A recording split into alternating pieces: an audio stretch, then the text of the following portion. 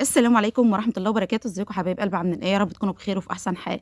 جايلكم فيديو جديد النهارده، يا رب الفيديو ينال اعجابكم. بالله عليكم حبايب قلبي اللي ما اشتركش في القناة يشترك ويفعل زر الجرس على الكل عشان يوصلكم كل جديد من قناتي قناة ام ليلى. قبل ما ندخل في محتوى الفيديو بتاعنا يا ريت نسمي بالله ونصلي على الرسول. بسم الله الرحمن الرحيم، اللهم صل وسلم وبارك على محمد وعلى اله واصحابه اجمعين، حبيبنا ونبينا وشفيعنا يوم الدين محمد صلى الله عليه وسلم. النهارده بقى الفيديو بتاعنا مختلف تماما، قلت اخرج عن جو الطيور وجو الزرع والكلام ده كله. هعمل معاكم بقى اكل فلاحي على الكانون البلدي او الكانون الفلاحي.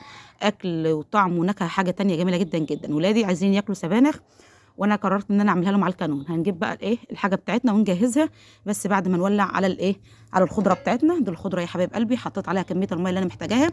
الخضره ديت عباره عن السبانخ اللي بتيجي من الاسواق العاديه يعني. لو مش موجود سبانخ بتجيبي سلق وحميض من الارض الزراعيه وبتعملي عليها الشبت والكزبره اللي انت محتاجاه وبتولعي عليها عادي زيه زي السبانخ. يعني السلق الفلاحي احسن من السبانخ اللي بتيجي من الاسواق كمان. بس المنطقه اللي انا فيها ما عادش بيطلع فيها سلق زي الاول، ما عادش متوفر فيها. فانا جبت سبانخ من السوق وضفت عليها كميه من الحميض وشبت وكزبره.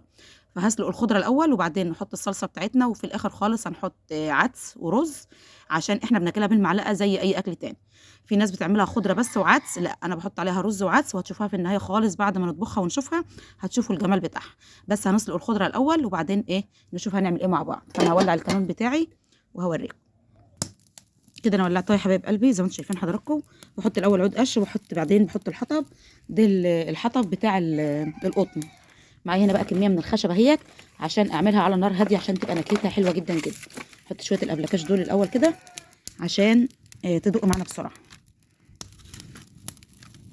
الخشب هيخليها تستوي على نار هاديه ويديلها طعم حلو، انما الحطب هيشعلل بسرعه وانا مش عايزه يبقى تحت منها نار شديده.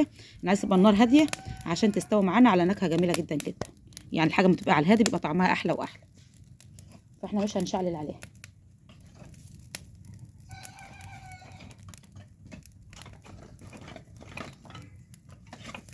نلم الابلكاش كله الاول كده احطه على ما تدق معانا، بعدين نحط الخشب الكبير.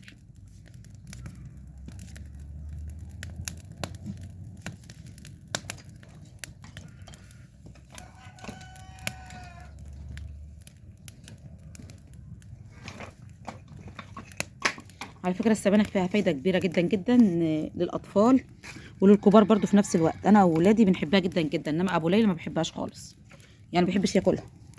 فانا هطبخ له رز بقى وخلاص جنب مني كده، انما هو ملوش في السبانخ خالص. يا ليلى ليلى هاتي لي الرز يلا. شايفين كميه خشب قد ايه؟ دي كانت فايده عندنا من النجاره بتاعه المحل بتاع ابو ليلى، فانا لقيتها مرميه في بره فجبتها بقى اشتغل منها.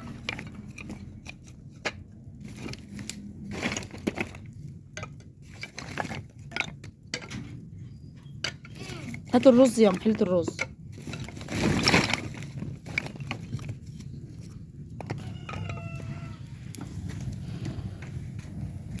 حطوها لنا.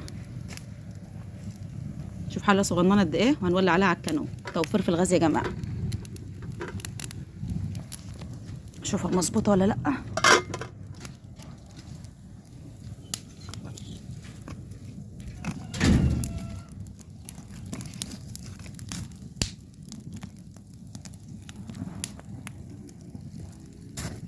نبدا نحط الخشب ده عشان يولع.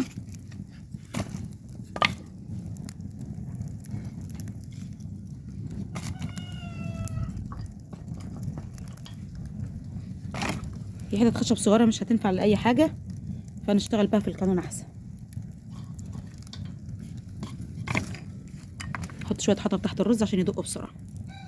شايفين بقى حلاوه القانون يا حبايب قلبي؟ الرز في ثانيه هينشف معانا اهو، بدا يغلي اهو.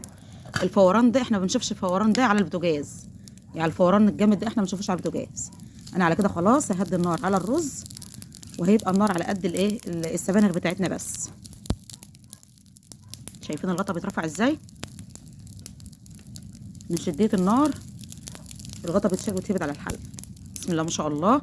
حاجه هنا لها طعم تاني وريحه تانيه احسن من البوتاجازات كتير، والله العظيم احسن من البوتاجازات. انا من ساعه ما عملت الفرن والكانون وانا شغلي كله هنا في الدوار تحت هنا، ببقى قاعده مرتاحه وببقى حابه ان انا شغلي كله يبقى هنا على الكانون. اي حاجه بحب اعملها بعملها على الكانون، لدرجه ان انا عملت صينيه كوسه سويتها هنا على الكانون وحمرتها في الفرن البلدي. كانت جميله جدا جدا والله العظيم، ما بات منها اي حاجه، لان الحاجه هنا بيبقى لها طعم تاني ونكهه تانيه جميله جدا جدا والله العظيم. انا هبدا بقى ان انا احط خشب بس هنا على قد الايه السبانخ، والرز خلاص كده هنشف عليه. اوريكم شكل الرز اهو بدا ينشف، شايفين بدا ينشف معانا. احنا كده خلاص ما نقعدش هنحط له اي نار خالص، مستنيين بس لما الخضره بتاعتنا تتسلق. هنبدا نجيب الطماطم الصلصه بتاعتنا. انا عامله لها الصلصه زي صلصه المحشي بالظبط، بس انا ما بصفيش بتاعه المحشي، انما بتاعه السبانخ بصفي، بس نفس التخديعه ونفس التوابل ونفس كل حاجه انا بعملها عاملاها مع السبانخ. وانا عامله السبانخ معاكم قبل كده كم مره على القناه هنا، اللي متابعني عارف ان انا عملتها معاكم كم مره على القانون برضو. الرز بتاعنا خلاص بدا ينشف اهوت، زي ما قلت لكم خلاص كده ما عدتش هحط له اي نار خالص، فهسيبه لحد ما ينشف تماما، وبتردد على صهد النار اللي موجوده تحت منها. احنا برضو هنهد على السبانخ عشان الرز بتاعنا ما يتلسعش مننا، يعني نحط لها الخشب على قد ايه ما هي محتاجه بس وخلاص، عشان بس ما اطولش عليكم الفيديو. لما الخضره بتاعتنا تتسلق هوريكم انا هعمل ايه بعد كده. حبايب قلب الخضره بتاعتنا اتسلقت اهي، هنبدا نضيف عليها الصلصه بتاعتنا. هنجهزين الصلصه جنب مني اهو، شايفين الصلصه جميله ازاي. هنبدا نفضي عليها الصلصه اللي موجوده معانا، بس يا رب ما تقعش من ايدي عشان بس انا ماسكه بايد واحده. عايزه اعمل كل حاجه معاكم قدام الكاميرا.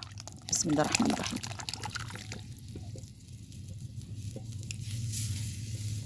كده فضينا الصلصه بتاعتنا اهوت، نديها تقليبه خفيفه بس كده. شايفين الحمار بتاعها جميل ازاي، تقليبه خفيفه عشان ايه تبقى ببعضها كده.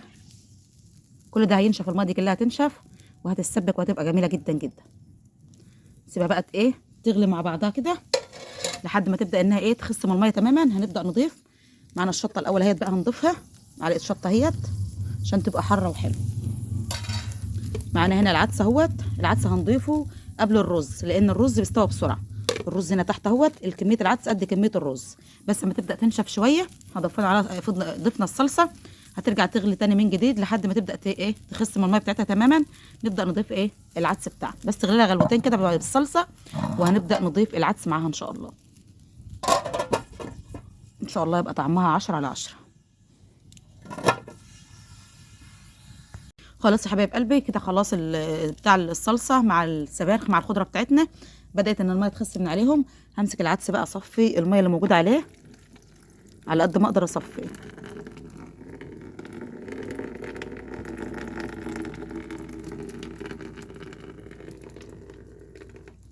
هبدا بقى ان انا افضيه هنا.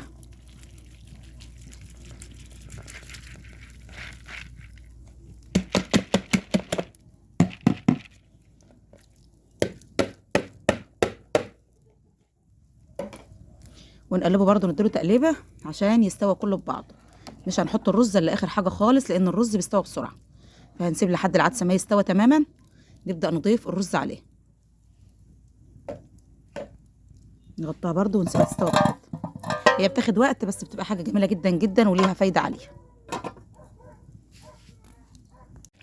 خلاص يا حبايبي بدات اخلص. صوت الاذان كان بيأذن، ما عرفتش احط الرز معاكم وانا بحطه، كان الاذان بتاع المغرب بيأذن فما عرفتش احط الرز معاكم. هي خلاص بدات تنشف وتتسبك معانا تماما اهيت، يعني بس يا دوبك هتاخد شويه النار اللي تحت منها بس، وهنشيلها بقى خلاص على كده.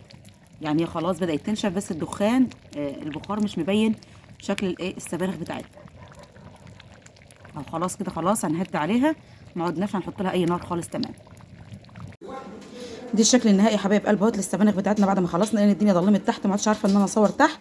ده الشكل النهائي بتاعها اهوت كده. بناكلها بالمعلقه ما فيش فيها اي مشاكل خالص. الطعم بسم الله ما شاء الله، طعمها حلو جدا جدا وطلعت حاره وطعمها 10/10. بالف هنا وشفا للي ياكل منها اي حاجه. دي كان نهايه الفيديو بتاعنا النهارده. استنوني فيديو جديد واشوفكم على خير. والسلام عليكم ورحمه الله وبركاته.